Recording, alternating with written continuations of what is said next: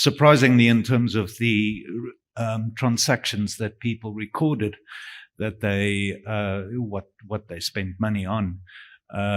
We had classifications in terms of what you spent money on, but there were also options for other, and there were some interesting transactions listed there. The point I also want to make about that is regarding the recording of cash. Is that cash as I can give you 100 Rand, you can pay for something else or give it to someone else, and none of that would be recorded in a formal system. So there's a part of that which forms part of the dominance of cash, and how those we didn't measure in terms of you have a budget and what did you spend it on. We measured what did you spend it on and what was that value, and that cumulative is what we looked at. And I'm in part addressing your question as well, is that it wasn't in either of the studies was a case of, if this was the money, how much did you spend on it? We had an indication in SCPC, and we measured it based on number of transactions versus value of transactions. So how many times and how much do you spend at each of those? So you get both components, and you can then use both as indicative from SCPC and then look at the transaction data in DCPC. Predominance of debit card payments. I really thought that was notable. And the divergence, as Mavis pointed out, between the use of debit cards and credit cards. So I think that the usage of cash was not as big a surprise. The results on day of the week, time of month, and so on are fairly similar across countries, and follow typical patterns, I would say. But the debit cards are very widely used in South Africa across the population. So it wasn't, only limited to high-income populations, and that was, I thought, a reflection of course, there has to be the infrastructure around the whole geography, because this is true, across geographies and across income groups and demographic groups. So I was impressed with that.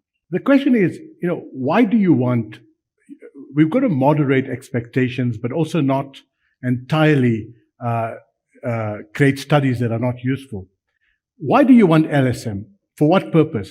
When you're doing an income and expenditure survey, it's very important that you understand how different income deciles, consumption structure, consumption basket looks different, low income deciles to high income deciles. That's the objective here.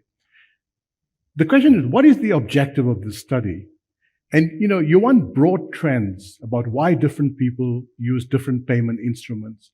How much of that is conditioned by their income status? How much of that is conditioned by where they happen to be, and so on? So I think that there are many other studies on all sorts of things, but we mustn't exaggerate what we think we can get from this study. And I'd like to prod Jamie to talk a bit about how this studies were used in the context of the U.S. U.S. Promulgated very similar studies, also with the exact same names, the Survey of Consumer Payment Choice and the Diary of Consumer Payment Choice, which are conducted now periodically at the Federal Reserve Bank of Atlanta. And the purpose is exactly the same as the purpose of these studies. And this is one of the things that I think is so impressive about this study, is the data quality here. I think, please don't quote me on this, exceeds that of the United States, because the tremendous effort that was made to do in-person surveys with a very few number of respondents per survey personnel. It was just, very high quality. And The difference was that another difference between the surveys that are conducted in the United States is that all the questions were designed systemically for South Africa. It wasn't a copy and paste. Instead, various people on the cross-functional team, Jan, Shirley, who's in the audience here today, and went through and decided what are the questions that are appropriate for the population here. So, but again, as Deputy Governor Kasim points out, this study is and as Jan said, a benchmark for how many payments of different types are used by different populations in South Africa. And I think that information is a starting point for all sorts of things. I'll just mention one thing and then I'll pass it on. Mavis pointed out that the cash payments are of a certain size, 168 Rand or something like that. And the debit card payments are like 700 Rand. So one can infer, just from that information, one can begin to infer that there are different characteristics of those payments. And some of those questions were asked. For example, security with cash. As you're making larger and larger cash payments, you have to hold more and more cash in your pocket, and the security becomes more of an issue. So that reflects a cost of using cash that varies with the size of the payment that you're making. Debit card payments are more convenient for large payments. They're probably lower variable cost, to use a technical term, for debit cards for high payment values. And so this is an interesting relationship that, again, the industry can use when they are thinking about how to deploy payment systems that have different cost characteristics, different security characteristics. And we don't see the cost numbers in the survey, of course, but we see the result of everyone trying to decide what's the best payment to use in a particular case. And that gives us our overall results in the survey. So I think post question as to whether the study measured as in the circulation and the number of times as in the the payment method as it moves around, that we would not really have been able as in to do. So what we were certainly able to do is the element that you're asking around as to where that payment method is utilized. So we are able to, as we indicated, for example, with the prominent use of that payment method as in on groceries, we are able as in to see that is either being spent as in on school fees, on rent, etc. So that as in we're able as in to, but this particular as in study to understand that phenomenon of how that cash as in moves around. That is not as in one that we've really seen as in the other jurisdictions as well, but open as into as we refine further as in the coming years to see as in how can something like that as in be catered for. Does anyone want to add? If I may add to that, I think the way I visualized it as I worked through it is it's almost as if cash is the ocean.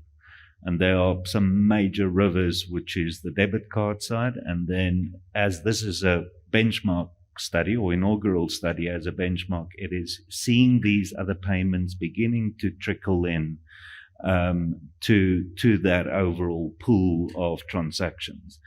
And that is, therefore, moving forward, it would really be interesting to see how those other payment methods start almost taking share away from what cash is currently as the dominant payment method.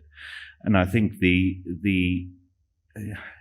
challenge perhaps is we talk about a virtual card, and in some cases a virtual card you can also utilize through your banking app.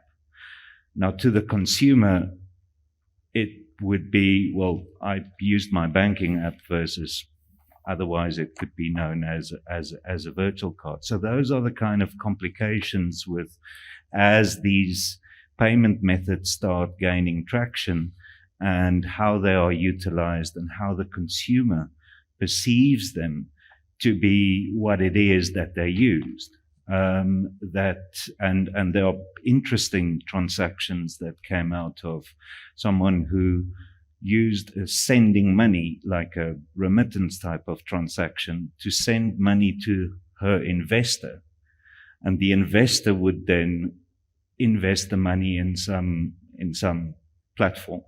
So those are the kind of dynamics that wouldn't really be the almost intuitive assumption from a policy or from a development angle in terms of what these different payment methods may be used for or how they are perceived to be what it is that I did.